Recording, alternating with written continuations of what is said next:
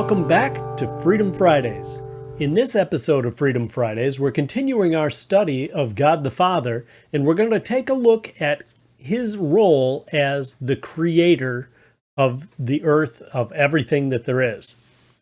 So we're going to take a look at two different things here. First, we're going to take a look at the biblical model of creation, and then we're going to take a look at some of the what we call false views and why we believe that they are false views of creation. So first of all, as we always do on this podcast, we're going to start with the scriptures. And so we start with the biblical model of creation. The biblical model can be found in Genesis chapter 1, where it says, "In the beginning, God created the heavens and the earth. The earth was formless and void, and darkness was over the surface of the deep, and the Spirit of God was moving over the surface of the waters. Then God said, 'Let there be light.'" And we have that throughout each day. We have "let there be light." We have in verse 5, "And there was evening and there was morning one day." Verse 6, God said, "Let there be an expanse in the midst of the waters. Let it separate the waters from the waters." If we go down to verse 8, "And there was evening and there was morning a second day." In verse 9, we talk about God bringing the waters together. We've got dry land, we've got seas, we've got vegetation. So we've got plants. On verse in verse 13, it says that in evening there was evening and there was morning a third day. So on the third day. Now in verse 14, it says, "Let there be lights in the expanse of the heavens." So we've got the sun, the moon, the stars. And then verse 19, "There was evening and there was morning a fourth day." Verse 20, "Then God said, 'Let the waters teem with swarms of living creatures.'" And verse 23, "There was evening and there was morning a fifth day." So on the fifth day, you've got all your birds as well as your sea creatures. And then verse 24, "Then God said, 'Let the earth bring forth creatures after their kind,'" etc., etc. Down verse 25, "God made the beasts of the earth after their kind." And then he goes down and verse 26, "Let us make man in our image, according to our likeness. Let them rule over the fish of the sea and over, etc., etc." And so he's creating man as well. And then verse 31, "God saw that all that he had made in beginning, and behold, it was very good. And there was evening and there was morning the sixth day." So on the sixth day, you've got all your land creatures, bugs, people, and so forth. Chapter 2, verse 1, "Thus the heavens and the earth were completed, and all their hosts. By the seventh day," verse 2, "God completed his work which he had done, and he rested on the seventh day from all his work which he had done." And so the biblical model is that God created everything that exists and or has existed in 6 literal consecutive 24-hour days out of nothing. Sometimes you'll hear people say he created it ex nihilo. That means out of nothing. And you say, well, how do you know that that's 6 literal consecutive 24-hour days? Well, we're not going to go into the study of creation today. We're studying God's character as a creator. But I'd like you to take a look at a couple of things. Exodus 16 and verse 26. He says, 6 days you shall gather it, but on the seventh day, the Sabbath, there will be none. He's talking about manna here when they're in the wilderness and they're wandering around, and God would give them the food from heaven. And he says that'll be on 6 days, but you're not supposed to work on the seventh.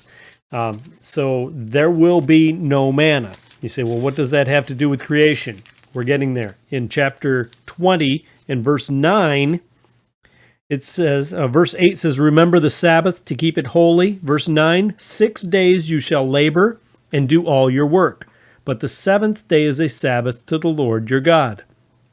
In it you shall not do any work, you or your son or your daughter, your male or your female servant, or your cattle or your sojourner who stays with you. And here is why. Here's the very next verse, verse 11, is why God set up the week for us, the work week, in 6 days, seventh day to rest. Verse 11, for in 6 days the Lord made the heavens and the earth, the sea, and all that is in them, and rested on the seventh day.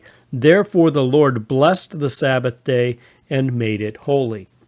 And before you think, well, this is somebody's interpretation of what God did, no, this is in the Ten Commandments, written by the finger of God on the tablets given to Moses. And then later, after he broke them, Moses went back up, had to chisel them himself on the tablets while God spoke it.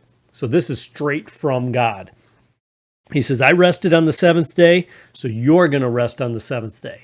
And if it were anything other than 24-hour days that he's talking about, well, then we wouldn't rest on the seventh day. We would rest on the seventh year, or 7,000th year, or the 7,000,000th year. So it doesn't make any sense. So God created everything according to the Bible, everything that exists or has existed, in 6 literal consecutive 24-hour days out of nothing. Secondly, the present world that we live in is a result of the creation. The fall, the flood, and other global and local catastrophes. So when we look around us, the present world that we live in, when we see things around us, this is a result of creation. But it's not only a result of creation, it's also a result of the fall, which brought, of course, around thorns and thistles and all the things that we see there. The flood, which had a drastic effect because it was a global event, and other global and local catastrophes that have happened since then have had an effect on what we see around us. When we look at how God created the earth, he created the earth fully functional and mature. So there is an appearance of age in creation. When he created Adam, he didn't create him as a baby to be brought up and then grow and grow and grow and grow. He created him to look like a full-grown man, even though he was only a few minutes or a few hours old, maybe a few days, depending on when you're talking about in creation. And so he created things to be fully functional and mature. If he had created Adam as a baby, who would tend to the baby's needs? And so the same thing with trees, fully functional trees. Here's your answer for what came first, the chicken and the egg. Well, obviously it was the chicken, because God created the chicken, and who would lay on the egg and keep it? There is an answer to that question then. So now let's take a look at the failure of some false views. The first false view we're going to take a look at the failures of some of the failures of is the theory of evolution. And we use the word theory because that's how it's defined, although it's not really a scientific theory, because a scientific theory must be repeatable and testable, and clearly historical events are not repeatable and testable. And so the major secular view of today is that the earth formed gradually over millions of years by chance and progression. That's the theory of evolution. And that maybe there was a bang somewhere in the millions and billions and whatever years ago. This view has many, many, many, many flaws to it. Too numerable for this discussion, and we'll take that on. We have taken some of that on in the past, and maybe we'll take that on more in the future, including, here's some of the flaws that it has. The second law of thermodynamics, everything goes from order to chaos, not chaos to order, completely conflicts with the theory of evolution. And that's a scientific law. The way that fossils are formed completely conflicts with evolution. Fossils are not formed by getting gradually covered up over time. They're caused by mostly water and pressure, and they're created rather rapidly. Also, when we look at the geological strata, like in the canyons and such, those things, when we look at like Mount St. Helens, they're formed almost instantly by water separation. Let's take a look at another false view, and that's the theory of theistic evolution, or that God somehow used evolution to create the earth that we see. This so-called theory is really a contradiction in terms and logic. For the theory of evolution and the biblical account of creation are diametrically opposed to each other. The whole purpose behind the theory of evolution was to try and somehow explain what is today without having to go back and say God did it. That's the reason for evolution. It's more of a humanistic view, so that you don't have to view it with God. And you look at the order of the events in creation, they completely contrast with the order of evolution. There is no way to marry the two. And people do this because they think somehow science has proven evolution, which is a laugh at best, and probably just more tragic to think that someone would think that based on some scientists' misconception without any evidence. So evolution is not a proven fact at all. The next one is the gap theory.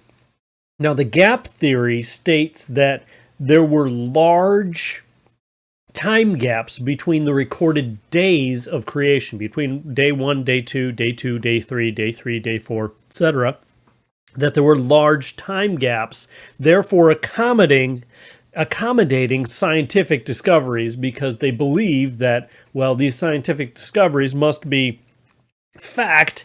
How the scientists see them must be fact, and interpret them must be fact. So we must fit the Bible to match that. And so someone has said, well, maybe there's a gap.